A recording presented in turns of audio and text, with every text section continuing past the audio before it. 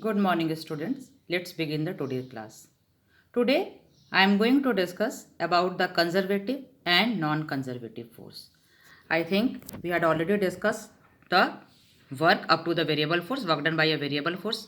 Right now, I am going to discuss about the conservative and non-conservative force. What is conservative force? This is very important question. What is conservative force?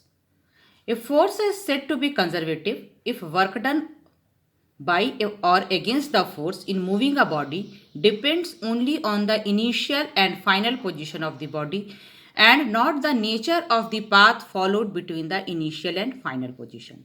What does it mean? क्या मतलब हुआ इसका simple मतलब ये है कि अगर कोई फोर्स ऐसा वर्क कर रहा है कि वर्क की जो वर्क डन हो रहा है फोर्स के द्वारा वो उसके इनिशियल और फाइनल पोजीशन पे डिपेंड कर रहा है, इस बात पे बिल्कुल भी डिपेंड नहीं कर रहा है कि वो फोर्स किस पाथ से या वो वर्क डन किस पाथ से हो रहा है।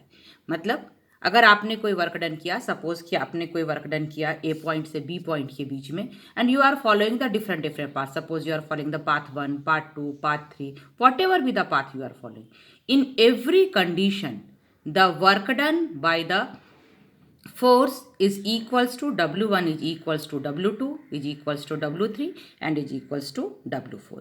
The most common example of this is the gravitational force. Gravitational force is supposed to be the conservative force.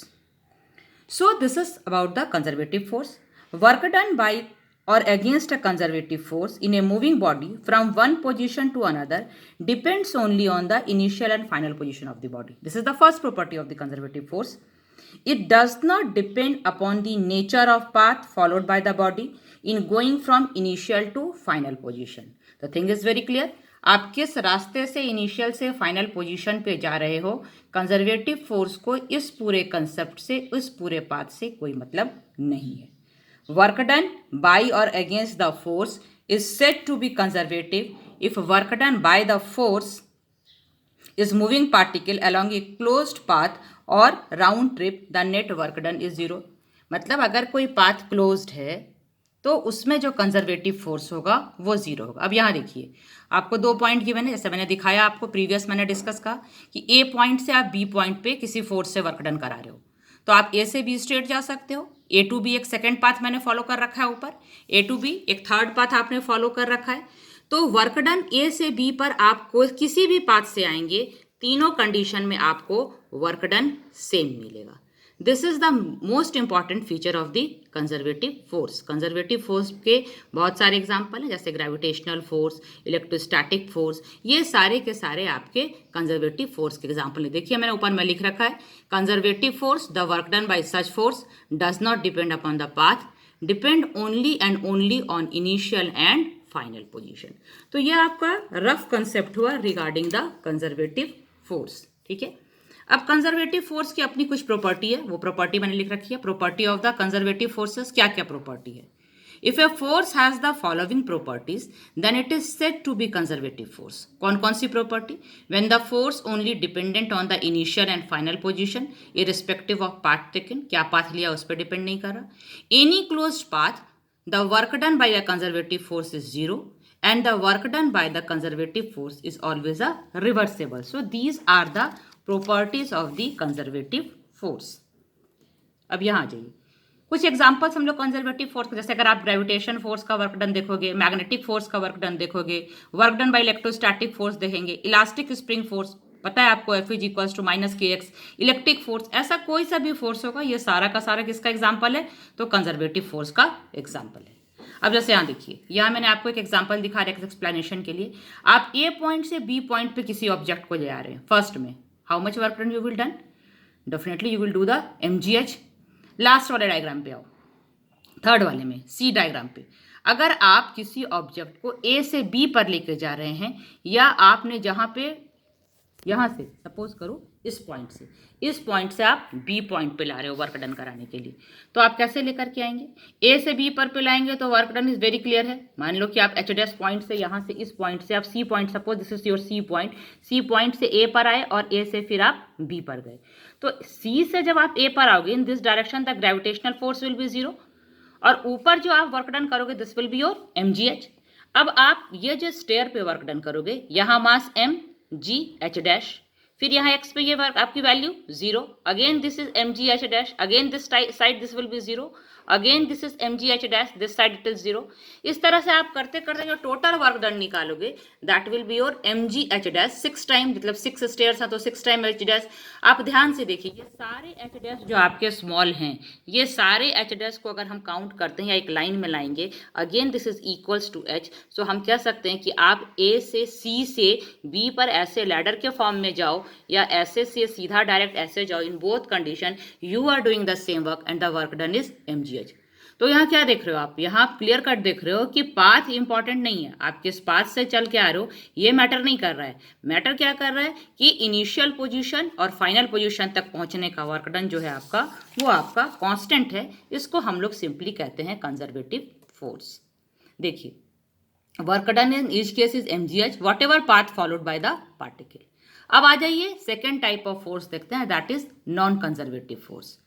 Non conservative force क्या है? If work done by a force is displacing an object from one position to another depends upon the path between the two position, such a force is known as non conservative force. मतलब path important है, you can not ignore the path. आप जिस path से आए हो आप उस path को इग्नोर नहीं कर सकते हो, तो वो आपका नॉन कंजर्वेटिव फोर्स है. मान लीजिए कि let W1, W2, W3 denote the net work done of moving body from A to B along the three different parts 1, 2, 3 respectively as shown in the figure. So for non-conservative force, यहाँ देखिए A to B में आप 3 path से आए, 1 path, second path and third path, ठीक है. तो work done यहाँ अगर तीनों कंडीशन में डिफरेंट हो गया, मतलब W1 is not equals to W2 and this is not equals to W3, it is the clear cut example of the non-conservative force. non-conservative force के बहुत सारे एग्जाम्पल आपको मिल जाएंगे, ठीक है. जैसे कि आपका फोर्स ऑफ फ्रिक्शन है, विस्कस फोर्स है, टेंशन है, all these are the example of the non conservative force. यानी नॉन कंजर्वेटिव फोर्स में क्या इंपॉर्टेंट हो जाता है? पाथ इंपॉर्टेंट हो जाता है. आप नॉन कंजर्वेटिव फोर्स में पाथ को इग्नोर नहीं कर सकते. ओके, आई थिंक कि conservative and non conservative force का कंसेप्ट आपको क्लियर हुआ होगा. चलिए यहाँ से कुछ एग्जांपल देखते हैं वर्क के लिए जो हम लोगों ने कर रखा था पहले क्लास में. प्रीवियस हम लोगों ने वर्क डन ऑलरेडी डिस्कस कर रखा है. Example 1, a force F is equals to 10 + 0.5x acts on a particle in x direction. Find the work done by the force during a displacement from x is equals to 0 to x is equals to 2 meter. यहाँ पे देखिए F की value given है आपको 10 + 0.5x. अब आपको निकालना है क्या है? वर्क डन निकालना है. तो dw आप निकालोगे, dw आपने निकाला F इंटू dx, F की value multiplied by dx.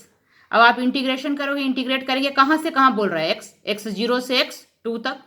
Force की वैल्यू आपने पुट कर दी, d the total work done is will be equals to integration of limit. देखिए इंटीग्रेशन का लिमिट यहाँ थोड़ा सा डायग्राम की वजह से प्रॉब्लम हो रहा है, मैंने ब्रैकेट में लिख रखा है. Limit x is equals to 0 to x is equals to 2. It means you have to take the limit from x is equals to 0 to x is equals to 2. यहाँ पे आप लिमिट ले लोगे x इज इक्वल्स टू 0 से लेकर के x is equals to 2 तक. इसके बीच में आप इस वाले फंक्शन को इंटीग्रेट करेंगे. तो जब आप इसको इंटीग्रेट करेगा तो क्या हो जाएगा?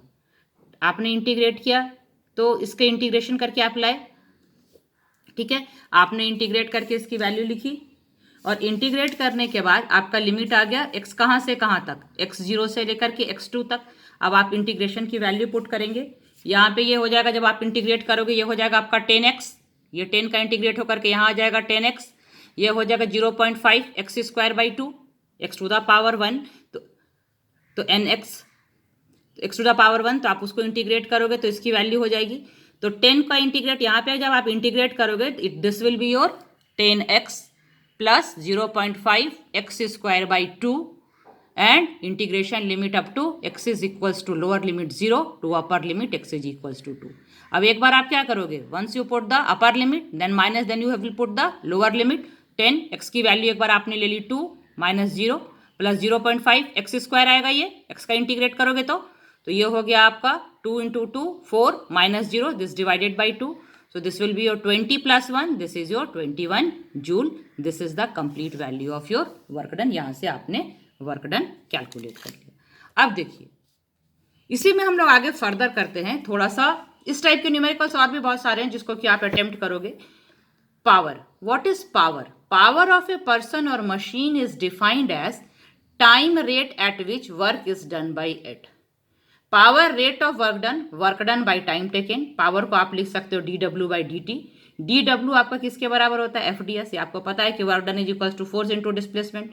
तो पावर का जगह पे यहाँ आपने क्या लिखा? F is equals to dw का जगह पे FDS इंटू dt, ठीक है।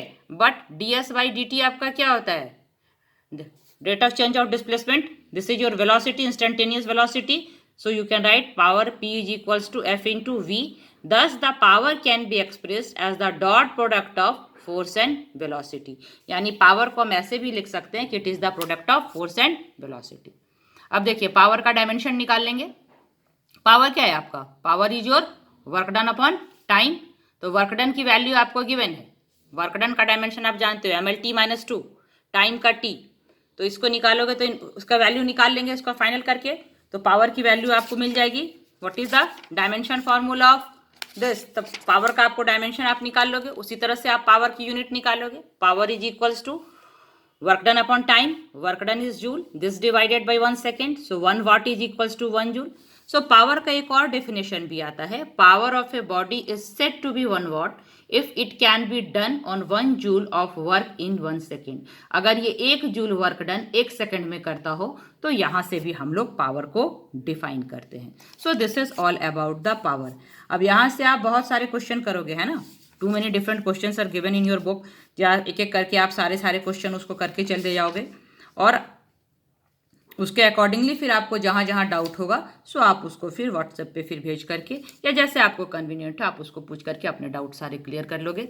नोट्स मैंने आपको ऑलरेडी भेज दिया है, पीपीटी पे आपको सेंड कर रखा है। आप पीपीटी के अकॉर्डिंगली नोट्स प्रिपेयर कर लो और उसके बाद फिर जैसा है फिर हम लोग नेक्स्ट क्लास में इसको डिस्कस करें। Till then everyone have a nice day.